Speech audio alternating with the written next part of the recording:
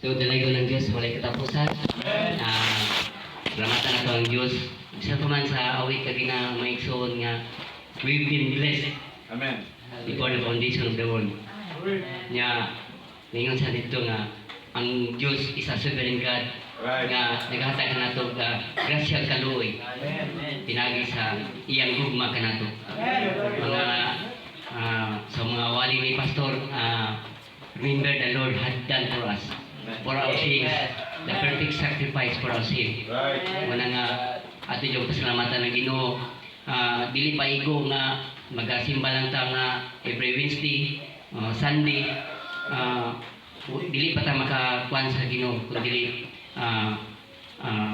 usa ka pribilehiyo nga magasimba kita diha sa Espiritu Kamaturan. So, kini akong isgutan sa kini ka encourage sa tuang panahon karon nga sa panahon ni Moses, the prophet of God, nga dasin sa atong propeta po karon nga panahon nga how God led Moses from the bondage of sin from Egypt to Promised Land. Nga kabalo ta unsa ang Promised Land, which is the Holy Spirit, which is Christ the Word. Muna nga daghan kayo nakabaloan ning Moses nga history, but they don't know the God of Moses. They claim nga Christ is the Word, but they don't know the God that was in Christ. Muna Christ was in Moses. Nga the God, ang Logos that came out of God. Right. Motong Christ is the Word before the foundation of the world. So wala pa lang nakuan, the Lamb was slain before the foundation of the world. Muna nga, o unsa ang Diyos nag-lead ka Moses from the ang Diyos nag-lead sa Israel people from Egypt to Promised Land, mao sa atong journey karon nga how God leading us from the bondage of sin nanangta sa pagdawat nato sa propeta, mao tong justification. Then nitabok sa Jordan sa river, Red Sea, mao tong sanctification. Then wilderness, the restoration of the gates. Then ato na ta sa baptism of the Holy Ghost. So atong inumduman na igsoon nga ang the original way, the prophet said, the original way for man to live was the Word of God. Manaingon nga ang dili mabuhi ang tao sa tinapay lamang kundi sa matag pulong magbula sa baba sa Diyos. Muna nga, in times nga natay kaya sa hitabo sa itong kinabuhi, we attend the Word. Kung adala tayo kinanglan sa itong kinabuhi na itong finances, healing, we attend the Word. Right. Mo man naging sa Proverbs 4 verse 20. We attend the Word. Ikiling nato atong idulungog sa mga gisulti sa ipamulong sa Dios. Ang sang gigon sa Proverbs 4 verse 22, and the body, the whole body is healing. Healing of the whole body. Both physical and spiritual. Right. So mo man yang sa na igsoon. Karon na igsoon nga when God leading to Moses, God leading Israel to the bondage of sin to the Egypt, from bondage of sin Egypt to Promised Land. Adunay gitudlo ang Dios kanato maigsoon. So let's read Deuteronomy 8 verse 2. Unsa iyang gingon dinhi maigsoon nga sa panahon sa wilderness, katong mga panahon na kung asa gamove ang the pillar of fire, move sila. Kung panahon sa adlaw, the pillar of clouds, sunod po sila. Kung asa munong, dito po sila. So, wala sila igihimo, kundi ang pagsunod lang sa pillar of fire and the pillar of clouds. Deuteronomy 8 verse 2.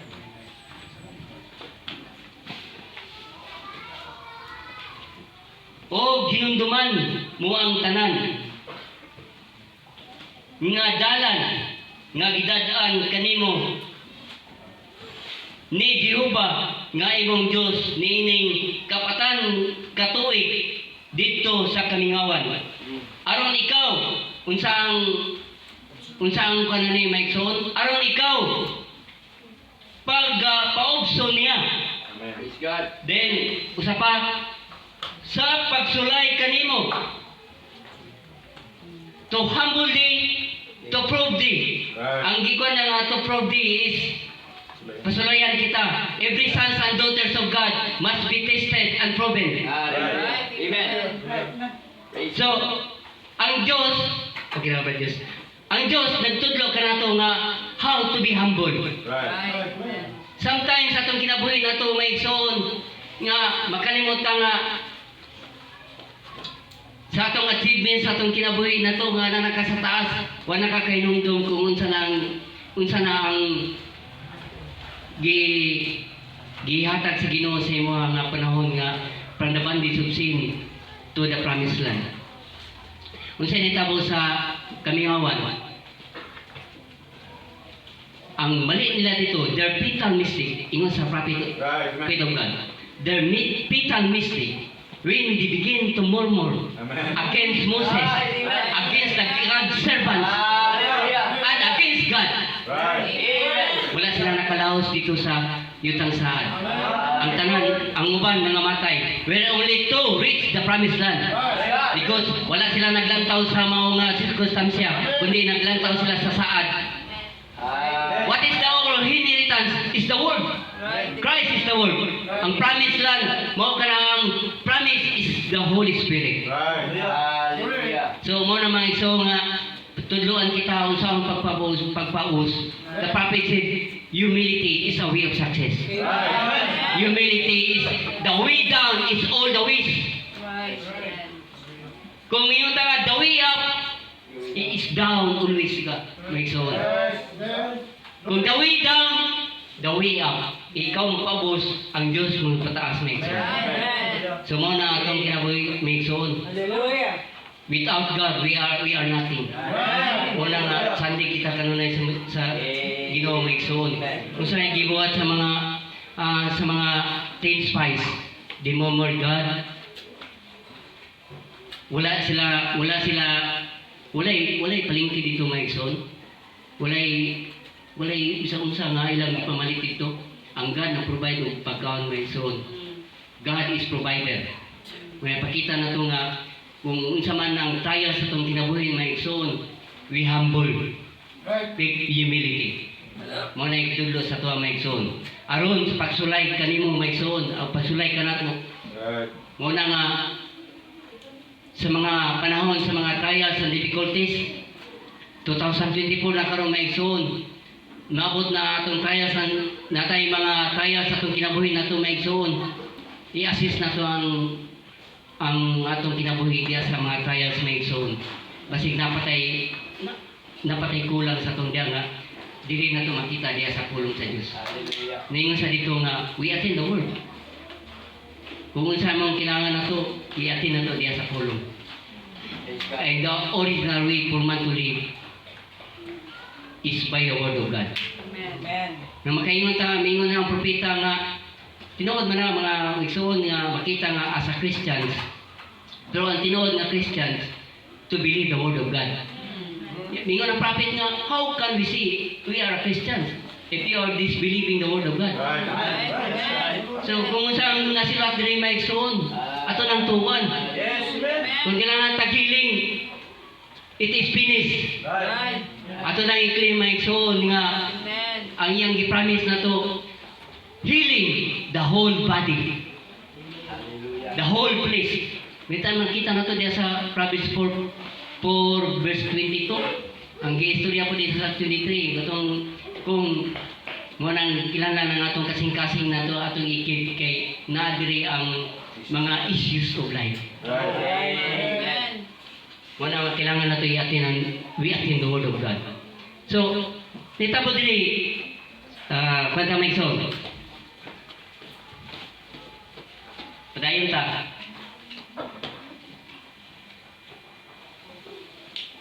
Sa pagsulay kanimo aron sa paghibalo sa ana sa imong kasing-kasing.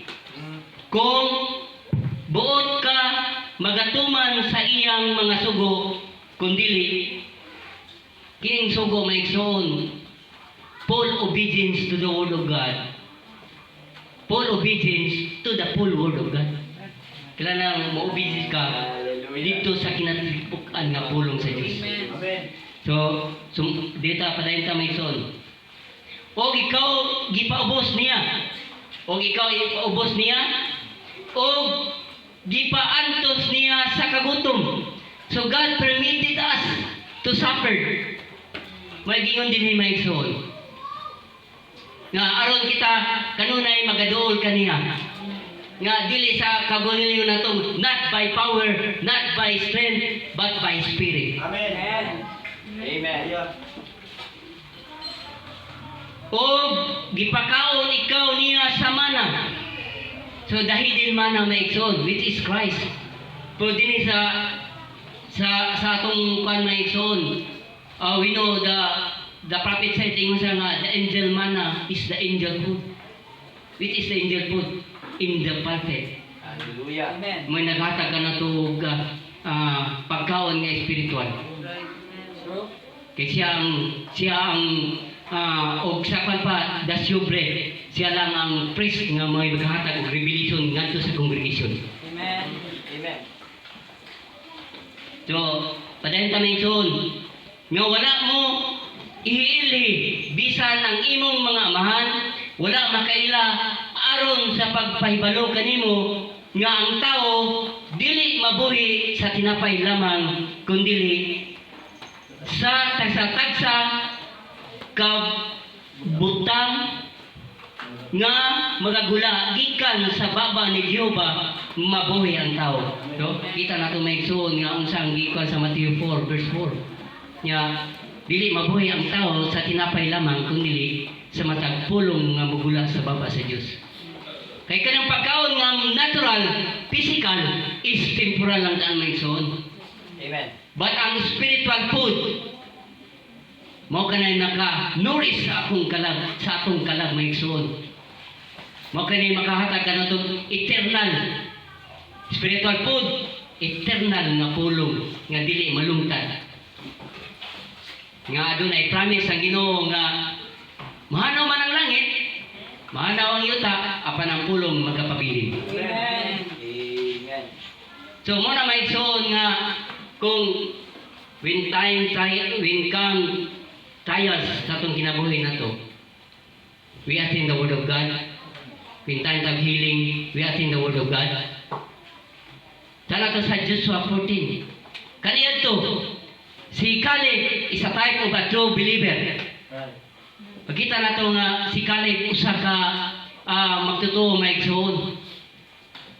Nga ang usa ka believer, usa ka bride, nga kinahanglan mo kini atong outfit maigsoon. Nga magalantaw kita sa mao nga promesya, di kita magalantaw sa mao nga unsang mga babag sa atong kinabuhi nato maigsoon. Nagaingon sa dinhi nga our inheritance. Nabasa na ko na sa akong porter maigsoon. Let's read the unsa igsulti sa propeta maigsoon. Amen. Wala ni maigsoon na kay usa lang ni ka pagpadasig sa tuwa maigsoon. Nya mulasan ko isa ka quotation o duha ka quotation.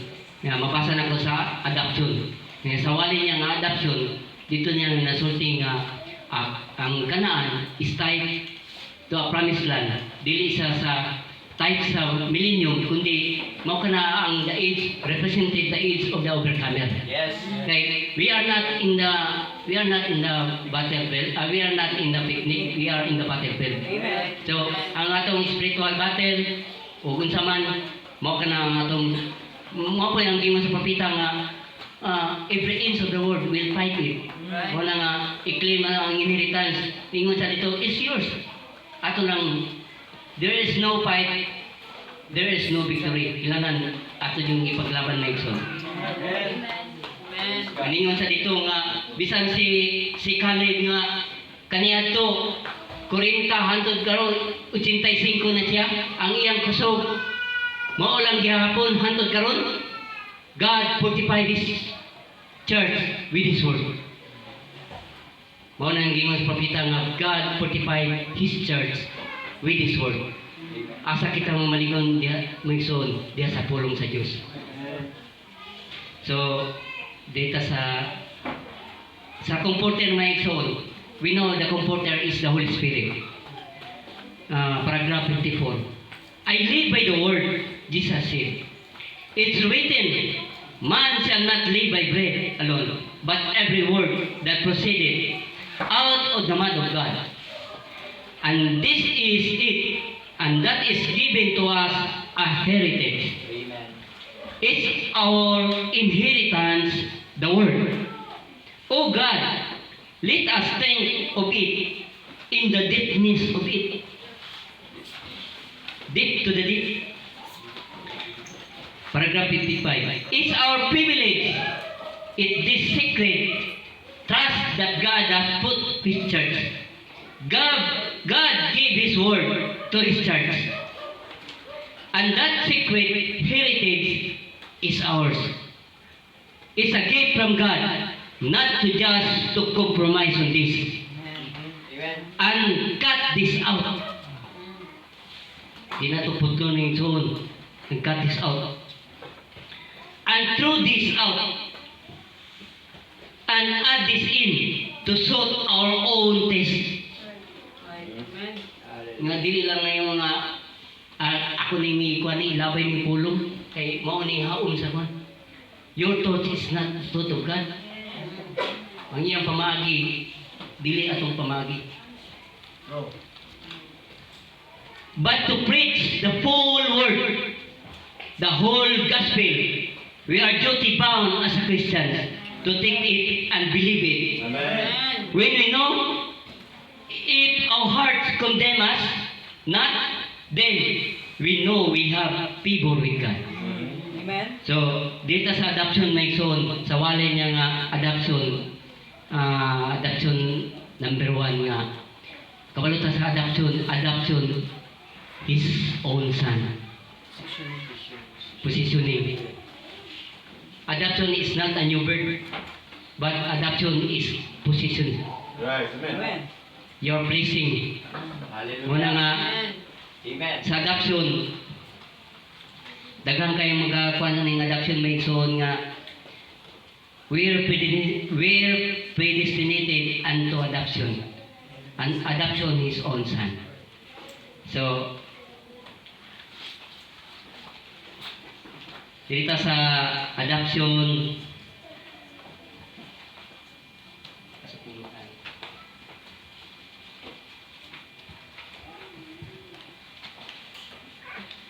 paragraph 46. But the believers, the Caleb and Joshua aspect, mo ni ilang gipangsuot as kita karon maigsoon as a believers. And we know we are the type of the Caleb. We are type of Caleb, the true or real believers. That was going onto the promise. They moved over into the land and took the land and settled down in the land as a position. And we never stop at justification. Dili lang kita kutob lang diya sa justification. Sanctification. Let's go on to the baptism of the Holy Spirit. Let's not stop at believing on the Lord Jesus. Being baptized, let's not stop because He cleansed us from a life of sin, but now we press on into a position. To a promise of the baptism of the Holy Spirit, the Holy Ghost. For Peter said, your children unto them that far off, even as many as the Lord our God shall call. So, dirita ang baptasapan may son, 53. And now, after you are in, nakasulod na ka, after you are in, that don't mean that you're out free from war. Dili pa ta free sa maong kwan ang sa Kanaan, nga gisahan promised land, there is a wars and killings. Right. But in the millennium, there is no wars and killings. Yes. You still have to fight for every inch of ground you stand on. So, morning, kinala na to, i-fight na to may son. There's a battle. So see, Canaan did not represent the great heaven because it's war and troubles and killings and fightings and so forth. But it did represent this, that it must be a perfect walk. That's where the church is feeling today. Ngunit nakapapakya sa unsa ang nahitabo sa atong panahon karon. On that walk sa paglakaw. Do you know that even your behavior can knock somebody?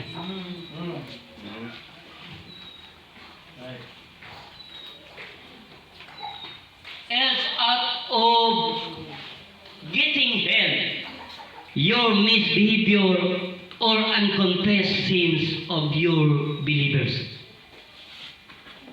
can cause the church to bitterly fail, and at the day of the judgment, you'll be responsible for every bit. You see, now wait a minute, Brother Branham. Well, that's the truth. Think of it. So dito sa last na Nixon, dito sa 55. Joshua, after he crossed over into the land, God gave him the promise, just think to fight and enter the entire campaign without losing a man, without even getting a scratch, without having to have a nurse or a first aid or a band. Amen. God said, that's land yours. Go fight. Think of fighting campaign, and there's no recruits around at all. There's nobody going to get her. Amen. So mo naman sa Nixon. So dito sa Proverbs 4, dito sa Hebrew 4, unsay nitabo sa mga Israelites natong mga panahon na o sa atong panahon po karon nga mo ni nga kilalan kung makadungog ta sa pulong sa Dios, we attend the word of God, kilalan ato dinay ikuan sa atong kasing-kasing. Ingat sa dinay nga unang buwan. Busa, samtang nagapadayon pa ang saad sa atong pagpakasulod sa iyang kapahulayan, batunan ta ang kahadlok, basi unya hinoon, adunay kaninyo'y maisip nga wala makakapos nini. So verse 2, kay kita gikawalihan man, usad sa mayong balita, ingon kanila. So, referring to Israel o mapod sa itong karon na isod. Sa mayong balita, ingon kanila, hinoon ang pulong na ilang nadungog, wala magpulos kanila. They are not prophet then. Wala nila gihatag og bili. Wala tinahatag nila palyo.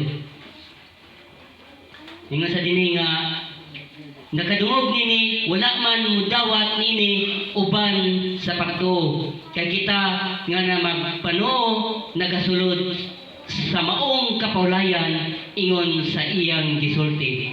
Sumala sa akong gipanumpa tungod sa akong kapungot, dili gayud sila makasulod sa akong kapahulayan.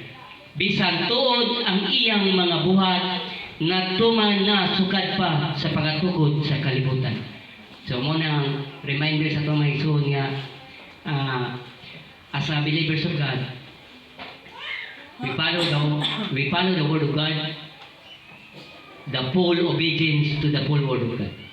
So kana lang may isuon ang atong kadasi sa atong matagsa. So ato lang hamubong nga panahon. Salamat sa Diyos, is a grace of God, na makatindog na po ko uban kaninyong mga igsoon.